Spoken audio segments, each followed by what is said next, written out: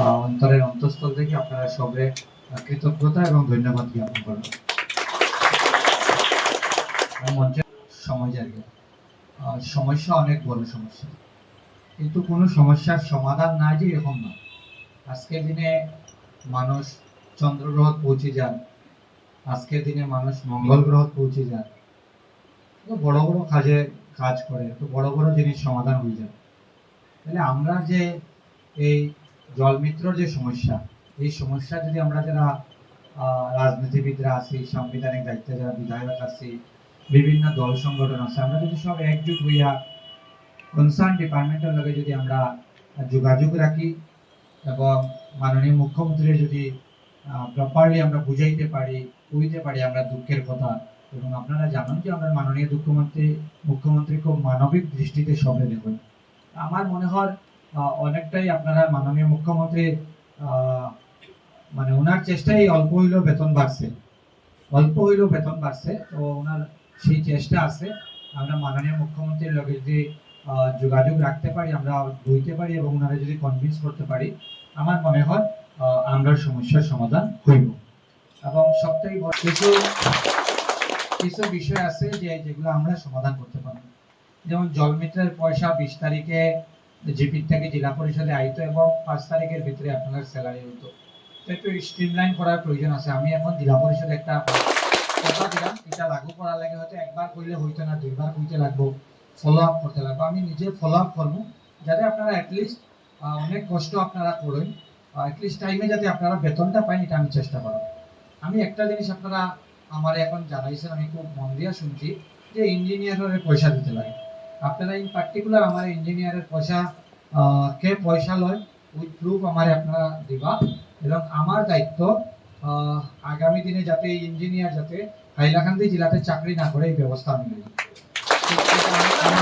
Corruption যে যারা পয়সা লয় তারা করাপশন করে এরকম না। করাপশনে আমরা অনেক ভূমিকা থাকে।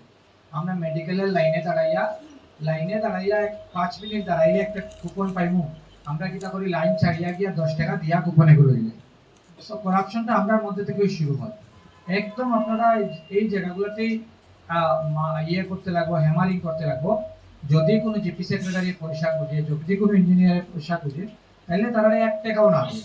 আমি বিধায়ক আছি, আমার আপনারা হোয়াটসঅ্যাপে মেসেজ করলে অনেক টাকার আপনারা এইখানে একটা ওয়েলফেয়ার ইয়ে দিছিলাম, আমি বুঝলাম যে আপনারা নিজেরাও একটু ডোনেশন করিয়া ইয়ে করেন। জানি না করছেন নি আপনারা, ফান্ড জমাইছেন নি, কত জমছে?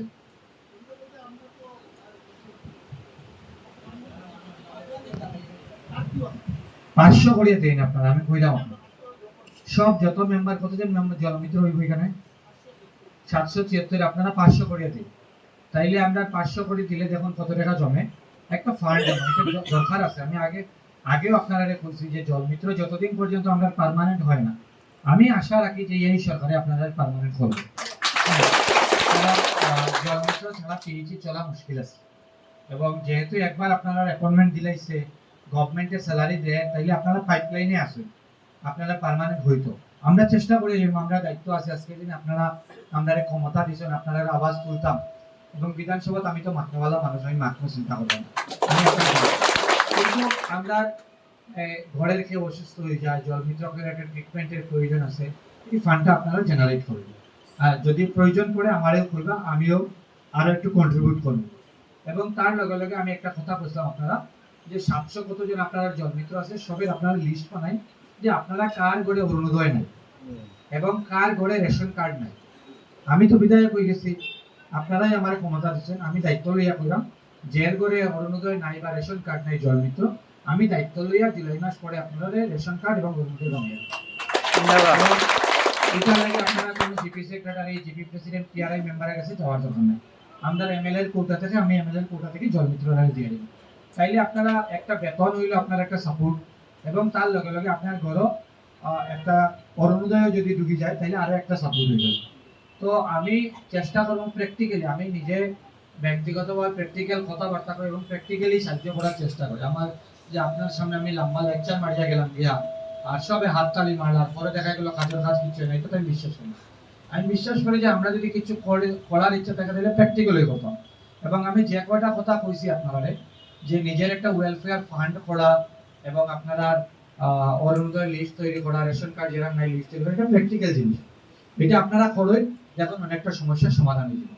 এবং এর বাইরে আপনারা স্যালারি যাতে রেগুলার স্যালারি হয়, এটা লাগি আজকে আমি জেলা পরিষদে যাইলাম, এখনই আমি জেলা পরিষদের কথা বলবো, যেটা হয় আমি একবার জানাইবো আপনাদের, যেটা ডিসিশন হিসেবে যাবে। জেলা পরিষদেরও কোনো অসুবিধা থাকতে পারে, কোনো অসুবিধা টেকনিক্যাল জিনিস থাকতে পারে, আমি তারা লগেও কথা বলবো যাতে সমস্যার সমাধান হয়। দেখুন হাইলাকান্দি একটা এমন একটা জায়গা, এখানে অনেক সমস্যা, মানে প্রত্যেকটা জিনিস আমি দেখছি আর কি, দেখছি বাচ্চারা যদি মিড ডে মিল বাচ্চারা দেওয়া হয়, মিড ডে মিলও মানুষ মারিয়া খাওয়ার চেষ্টা করে।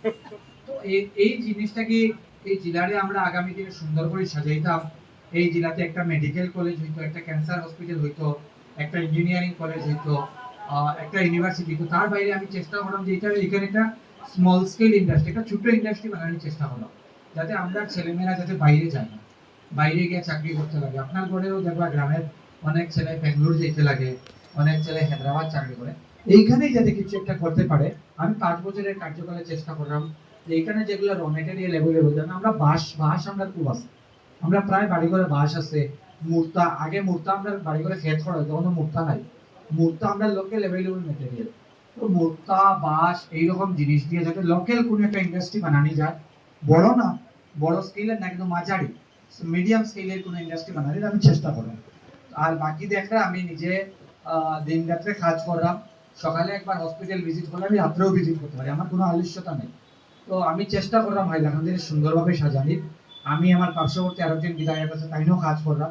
আমরা সবাই মিলে হাইলাকান্দি সাজাইতে লাগবো এবং সবাই কোঅপারেশন করব, একে অন্যর সহযোগিতা করিয়া একলা একজন বিধায়ক, একলা একজন ডিসিএ একটা জেলার উন্নয়ন করা সম্ভব না, যত সময় পর্যন্ত আমরা সব এক হইতাম না। একটা পিএইচডি ডিপার্টমেন্ট যদি একজন এক্সিকিউটিভ ইঞ্জিনিয়ার আইয়া কইলা ডান্ডায় গুলো লইলা আর বলে না পিএইচডি ডিপার্টমেন্ট ঠিক করে লইতে পারবানি, যদি জলমিত্র জল সাপ্লাই না আমরা পারবানি ঠিক করতে পারতাম।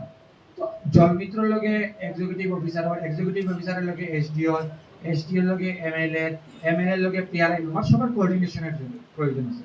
আমি আমার দায়িত্ব লওয়ার পরে এই কাজটাই করলাম, কোঅর্ডিনেশন করার চেষ্টা করলাম।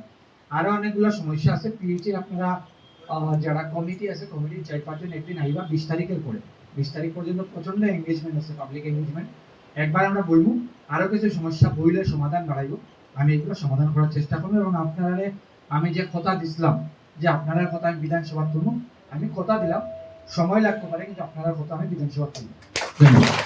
আজকে আরেকটা মিটিং দিতে লাগে সব বোয়ার, এটা লাগে আমি বিদায় নিলাম। ধন্যবাদ।